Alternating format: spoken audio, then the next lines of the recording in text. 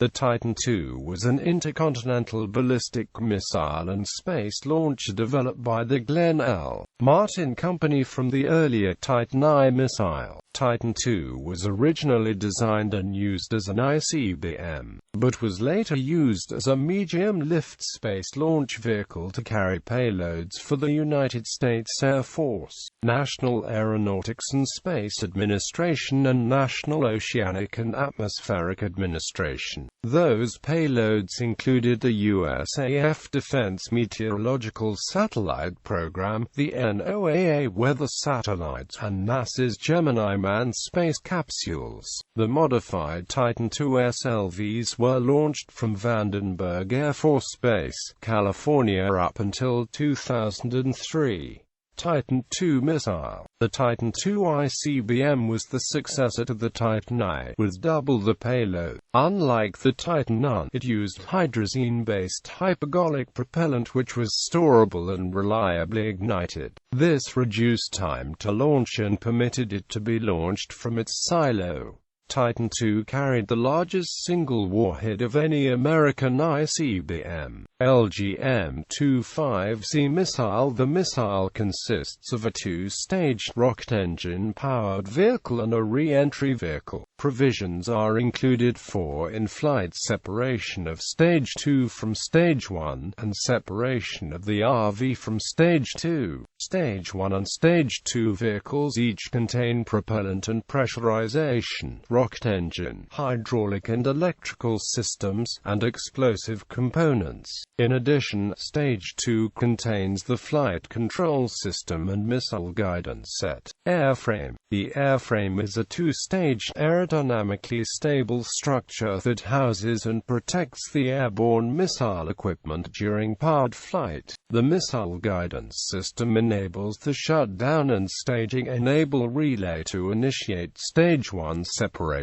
Each stage is 10 feet in diameter and has fuel and oxidizer tanks in tandem, with the walls of the tanks forming the skin of the missile in those areas. External conduits are attached to the outside surface of the tanks to provide passage for the wire bundles and tubing. Access doors are provided on the missile forward, aft and between tank structure for inspection and maintenance. A manhole cover for tank entry is located on the forward dome of each tank.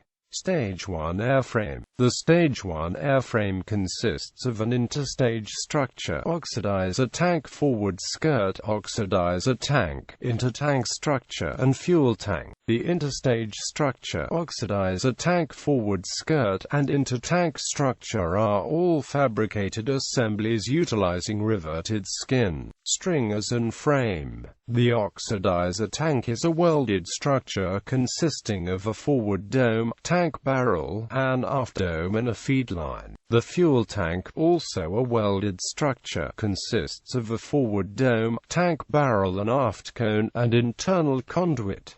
Stage 2 airframe. The Stage 2 airframe consists of a transition section, oxidizer tank, intertank structure, fuel tank and aft skirt. The transition section, intertank structure and aft skirt are all fabricated assemblies utilizing riveted skin, stringers and frame. The oxidizer tank and fuel tank are welded structures consisting of forward and aft domes. Missile characteristics. The following data is from publication TO 21M LGM-25C guidance. The first Titan II guidance system was built by IC Sparkplug. It used an IMU made by IC Sparkplug derived from original designs from Draper Labs. The missile guidance computer was the IBM ASC-15.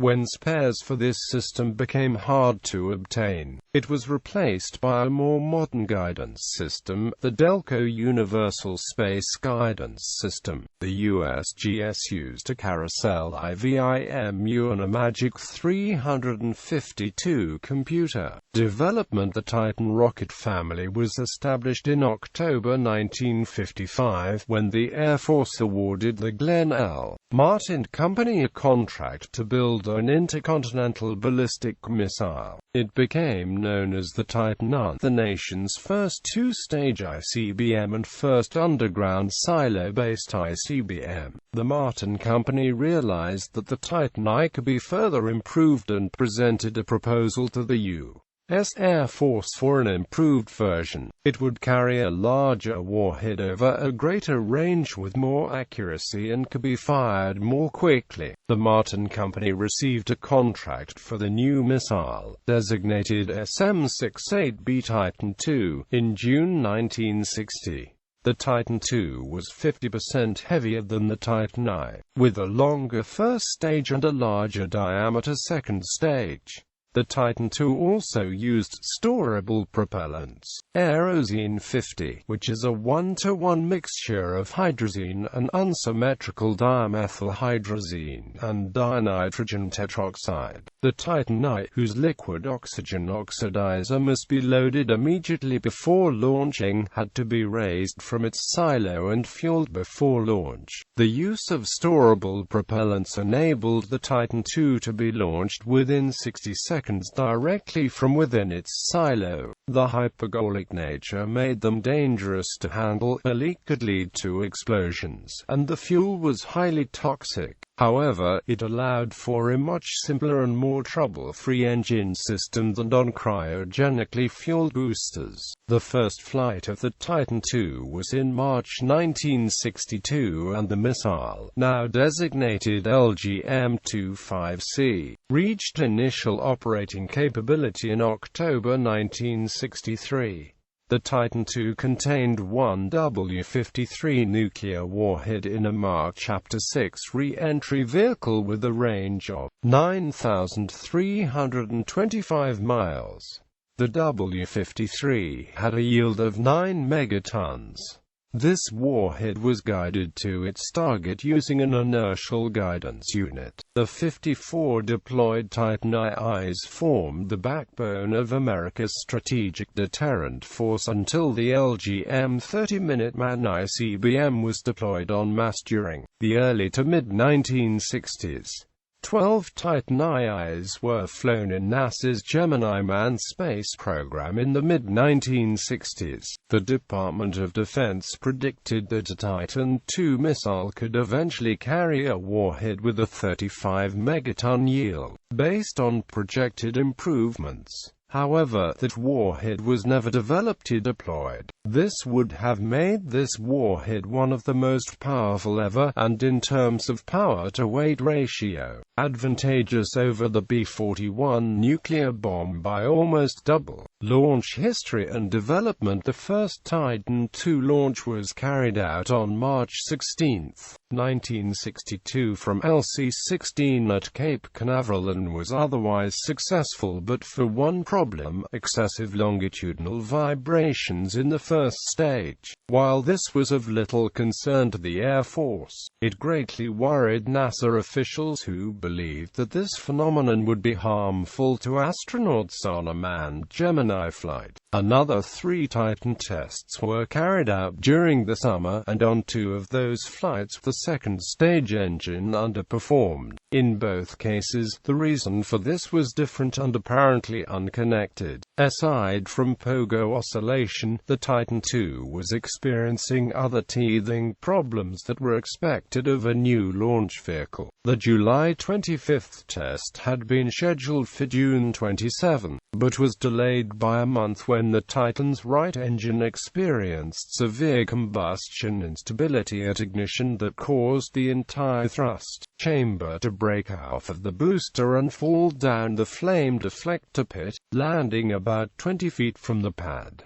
The problem was traced to a bit of cleaning alcohol carelessly left in the engine. A new set of engines had to be ordered from Aerojet, after which the launch proceeded without any problems. Although 3 Titan II tests during September and October met most of their objectives, the nagging pogo problem remained and the booster could not be considered man-rated until this was fixed. Martin Marietta thus added a surge suppressor standpipe to the oxidizer feed line in the first stage. But when the system was tested on Titan N11 on December 6, the effect was instead to worsen pogo in the first stage, which also ended up shutting down prematurely due to the strong vibration. Vehicle N13 was launched 13 days later and carried no standpipes, but it did have increased pressure in the first stage propellant tanks, which did cut down on vibration.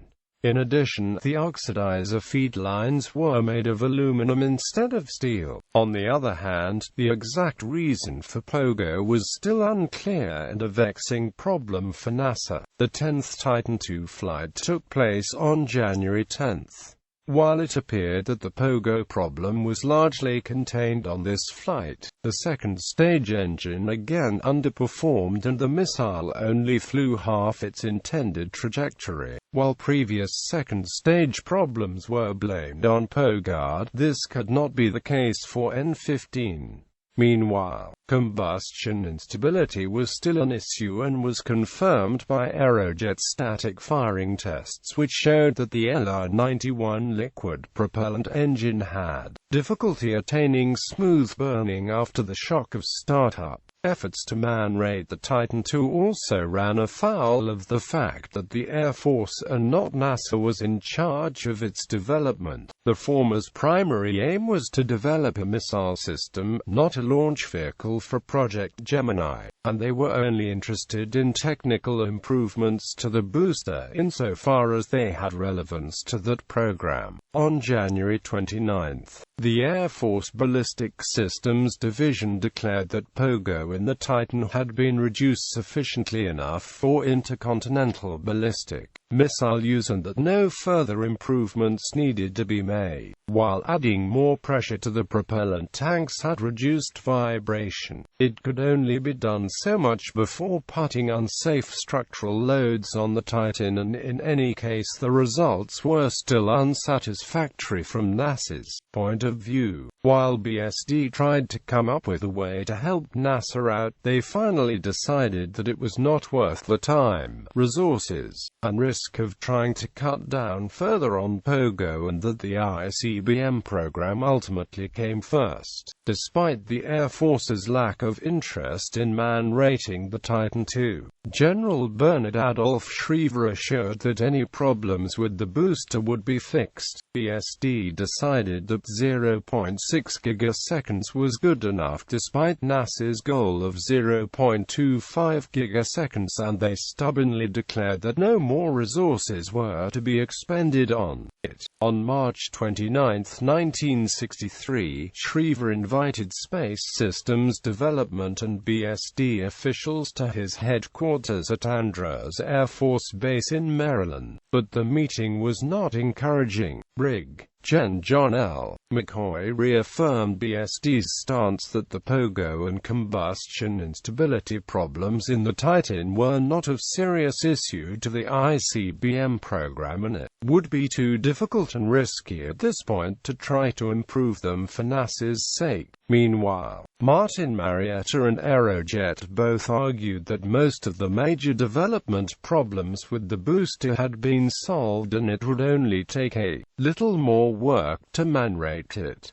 They proposed adding more standpipes to the first stage and using baffled injectors in the second stage. A closed-door meeting of NASA and Air Force officials led to the former arguing that without any definitive answer to the pogo and combustion instability problems, the Titan could not safely fly human passengers. But by this point, the Air Force was taking a bigger role in the Gemini program due to proposed uses of the spacecraft for military applications. During the first week of April, a joint plan was drafted which would ensure that pogo was to be reduced to fit NASA's target and to make design improvements to both Titan stages. The program carried the conditions that the ICBM program retained first priority and was not to be delayed by Gemini, and that General McCoy would have final say on all matters.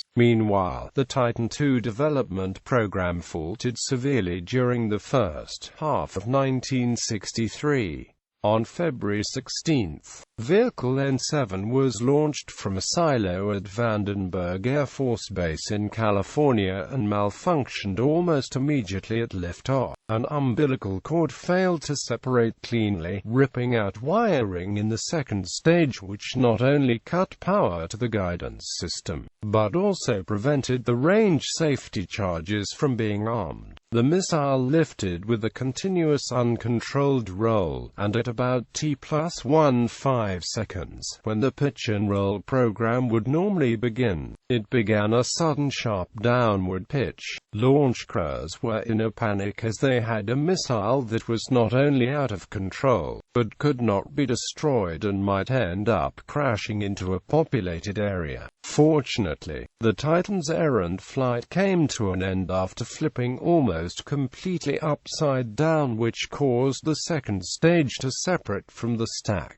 The onboard backup destruct system then activated and destroyed the missile. The mishap was traced to an unforeseen design flaw in the silo's construction. There was not enough room for the umbilicals to detach properly, which resulted in wiring being ripped out of the Titan. It was solved by adding extra lanyards to the umbilicals so they would have sufficient play in them to separate without damaging the missile. The flight was nonetheless considered a partial success in that the Titan had cleared the silo successfully. The inadvertent rolling motion of the vehicle may have also prevented a worse disaster, as it added stability and prevented it from colliding with the silo walls as it ascended. While N-18 flew successfully from the Cape on March 21, N-21 again suffered loss of second stage thrust after having been delayed several weeks due to another episode of the first stage thrust chambers breaking off prior to launch. The next 4 flights were mostly successful, but the last was only the 10th Titan II launch so far where all objectives were met. On May 29, missile N-20 was launched with a new round of pogo suppressing devices on board. Unfortunately, a fuel leak caused a fire to break out in the engine compartment soon after liftoff, leading to loss of control and vehicle breakup at T+55 seconds. The second stage separated intact and was destroyed by range safety shortly thereafter. No useful pogo data was obtained due to the early termination of the flight. The next flight was a silo test from Vandenberg Air Force Base on June 20, but once again the second stage lost thrust. At this point, BSD suspended further flights for the time being. Of the 20 Titan launches so far, 7 would have required the abort of a manned launch, and General McCoy had to make good 12 of the 13 remaining scheduled tests. Since the ICBM program came first, pogo suppression had to be shelved. On the other hand, only missile N-11 suffered a malfunction due to pogo, and the combustion instability issue had occurred in static firings,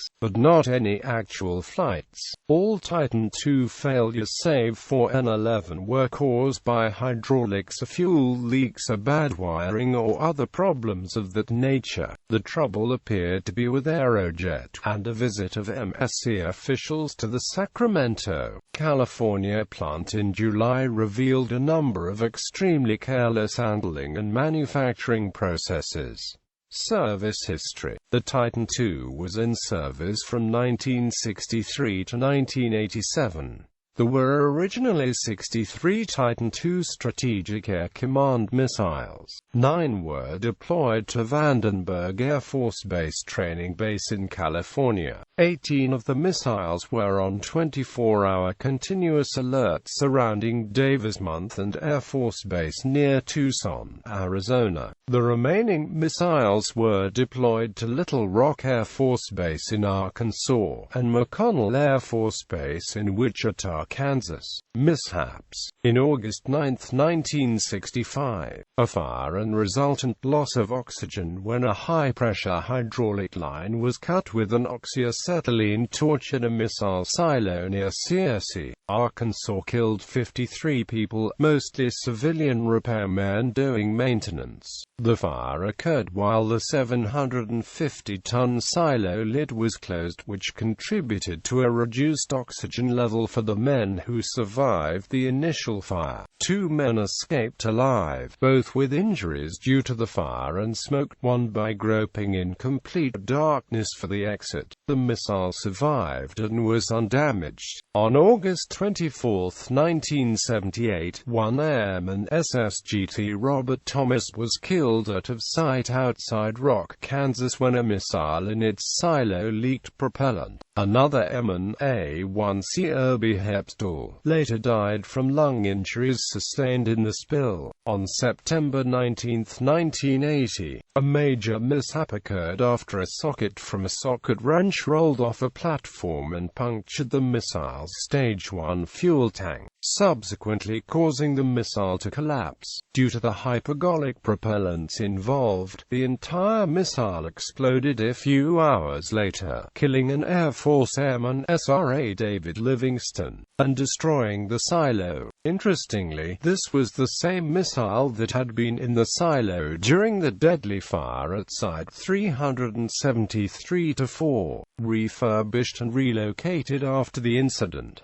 Thanks to the warhead's built-in safety features, it did not detonate. A television movie portrays this event, Disaster at Silo 7.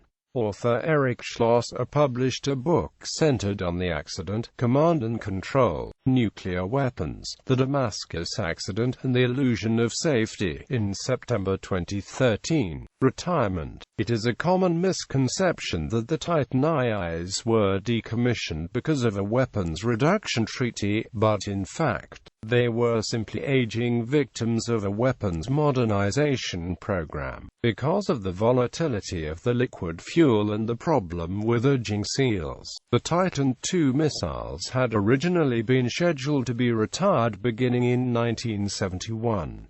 After the two accidents in 1978 and 1980, respectively, deactivation of the Titan II ICBM system finally began in July 1982. The last Titan II missile, located at Silo 373-8 near Judsonia, Arkansas, was deactivated on May 5, 1987.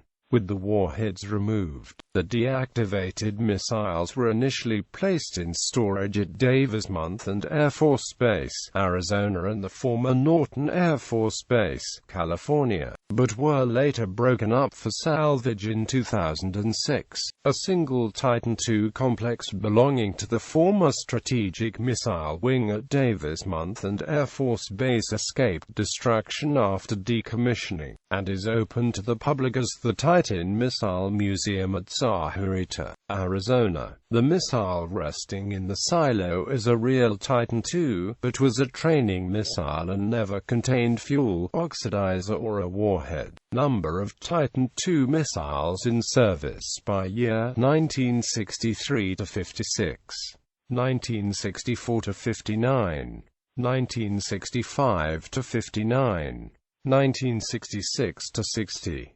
1967 to 63, 1968 to 59, 1969 to 60, 1970 to 57, 1971 to 58, 1972 to 57, 1973 to 57, 1974 to 57, 1975 to 57, 1976 to 58, 1977 to 57, 1978 to 57, 1979 to 57, 1980 to 56, 1981 to 56, 1983 to 53, 1984 to 43, 1985 to 21, 1986 to 9.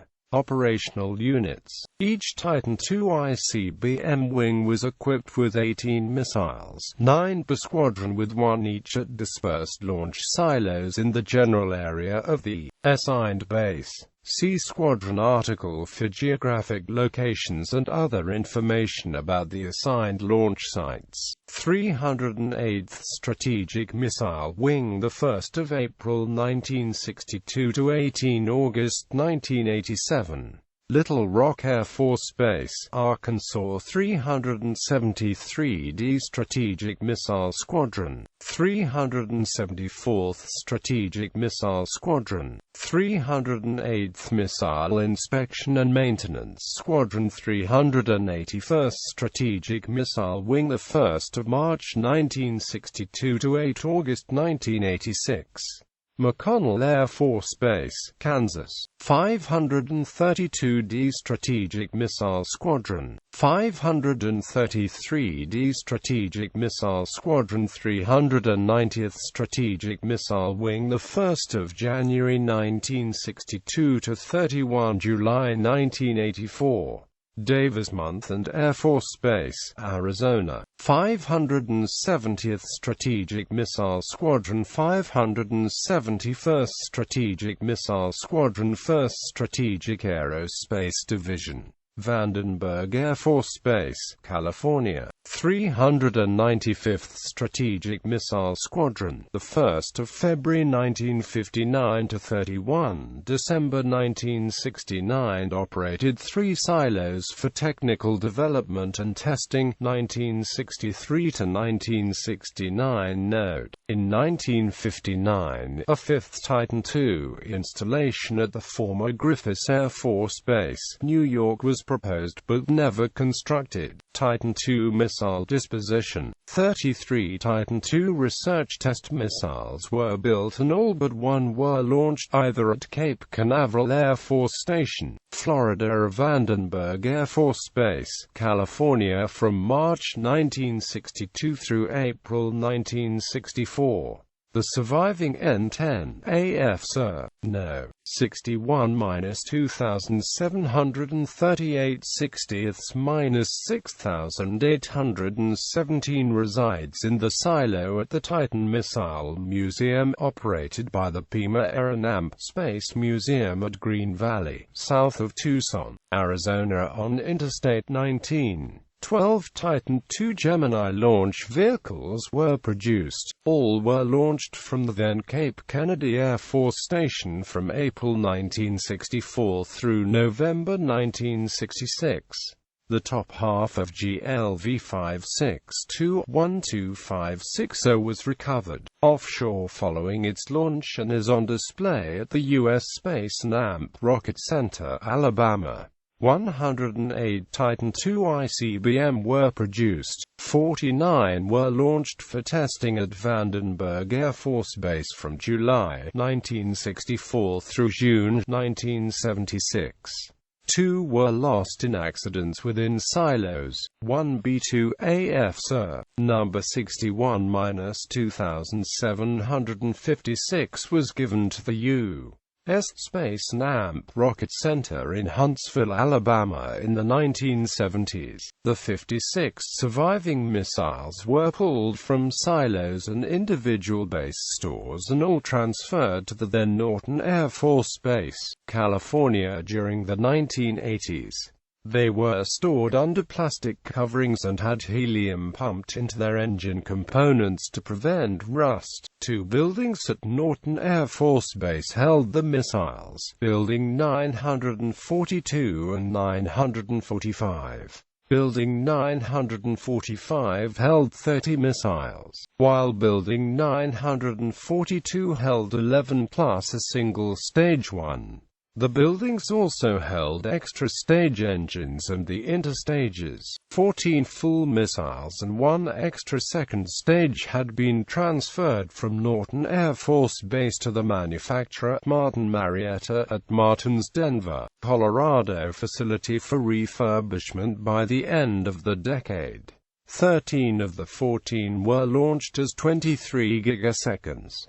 1 missile, B-108 AF Sir, number 66-4319, went to the Evergreen Aviation and Amp Space Museum in McMinnville, Oregon. Finally, B-34 Stage 2 was delivered from Norton Air Force Base to Martin Marietta on the 28th of April 1986, but was not modified to AG, nor was it listed as arriving of being destroyed at the 309th Aerospace Maintenance and Regeneration Group at Davis Monthan Air Force Base. It is therefore unaccounted for within the open-source public domain. 42 B-series missiles remained, 41 full in one first stage at Norton Air Force Base, and the second stage at Martin. Of these, 38 and one second stage were stored outside at the Aerospace Maintenance and Regeneration Center, now known as the 309th Aerospace Maintenance and Regeneration Group, adjacent to Davis Monthan Air Force Base to await final destruction between 2004 and 2008.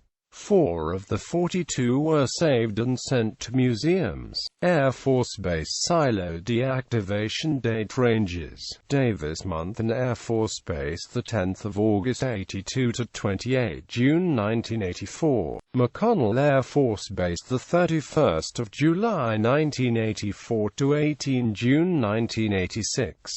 Little Rock Air Force Base, the 31st of May 1985 to 27 June 1987.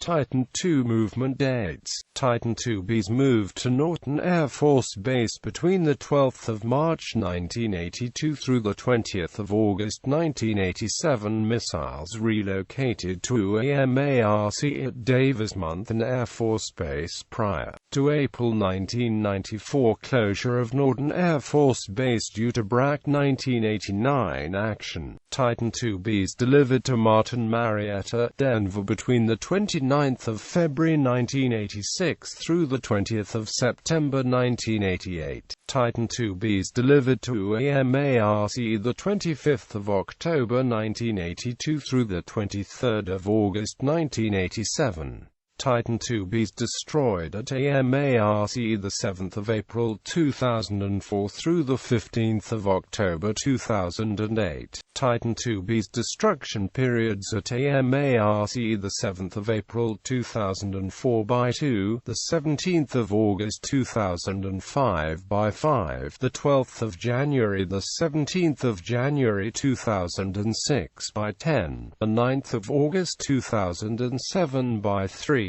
the 7th of October, the 15th of October 2008 by 18, 2. Shipped out to museums. August 2009. Official count: 108 Titan II B-series vehicles were delivered to USAF, 49 test launches, 2 silo losses, 13 space launches, 6 in museums, 37.5 destroyed at AMARC, plus 5 equals 108. Titan II surviving missiles. Museum locations within the United States. GLV-5 AF Sir. No. 62-12560. Top half of Stage 1 was recovered offshore following its launch and is on display at the Alabama Space and Amp Rocket Center in Huntsville, Alabama. N-10 AF Sir. Number 61-2738 60th-6817 in the silo at the Titan Missile Museum, southwest of Davis Monthan Air Force Base in Green Valley, Tucson, Arizona. B-2 AF Sir. Number 61-2756 at the U.S. Space and Amp Rocket Center, Huntsville, Alabama in the 1970s. B-5 AF Sir. Number 61-2759 at the National Museum of the United States Air Force, Wright-Patterson Air Force Base, Dayton, Ohio.